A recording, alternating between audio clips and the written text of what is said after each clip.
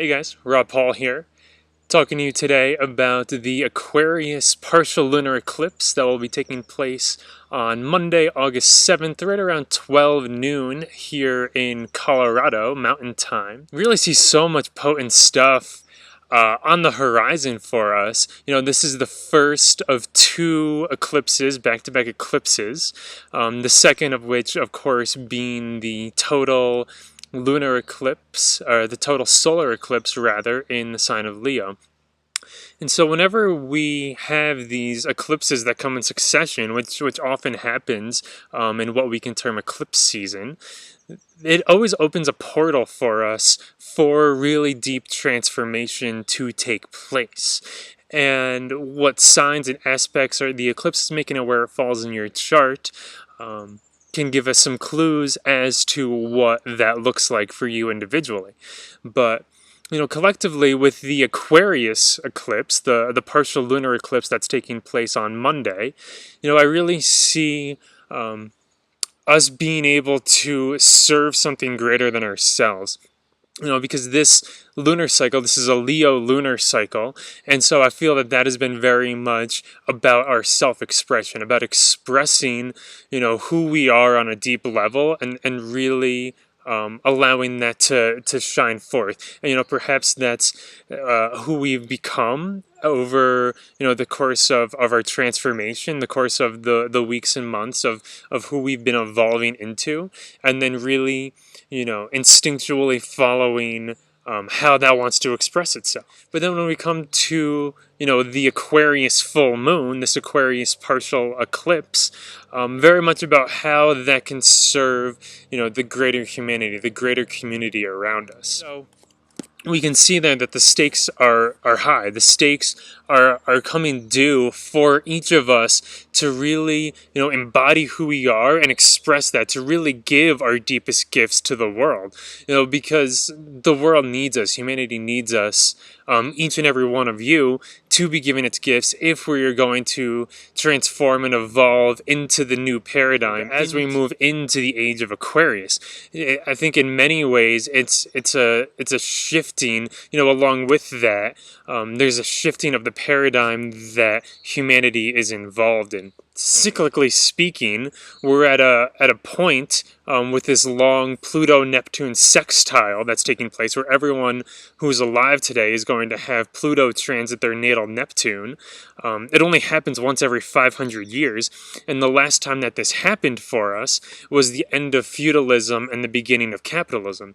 And at that time, that was a huge step forward for humanity, a huge increase in the way of life. And now, you know, it can be very easy to feel how this is sort of the last hurrahs of capitalism, and that system is beginning to dissolve, beginning to break down, and then what's going to surpass it, what's going to supplant it is the word I'm looking for, is still to be determined. And each and every one of us is going to be able to, play a role in how that looks and how that's formed. You know, definitely just very potent times within that eclipse window. For one, Mercury is going to be turning retrograde about a week after this full moon, so right in between the eclipses, which is really just an invitation to, you know, take a step back, go deeper into ourselves, sort of begin to meditate on you know, how those offerings are going to be. And with Mars opposite this moon, we again see Mars very involved in this entire lunar cycle and the next.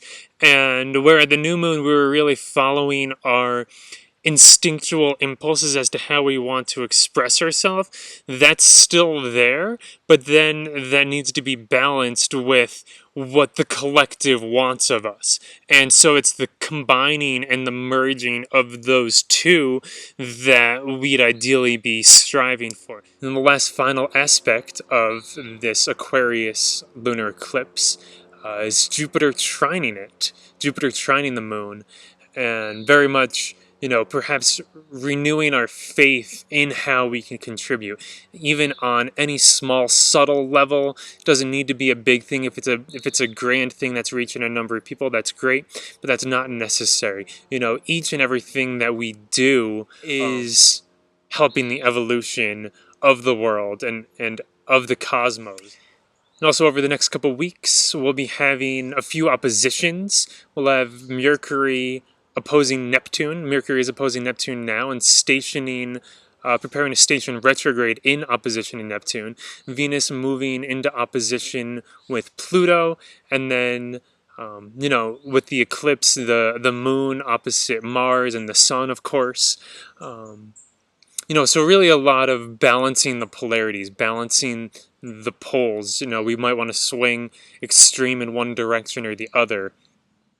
And, Mercury turning retrograde, amongst other things, is really inviting us to slow down and take our time and to be discerning. Mercury in Virgo, be discerning about what we're doing. And so one last thing I wanted to mention before I posted this is that this is a south node eclipse. The moon is on the south node and it's in Aquarius.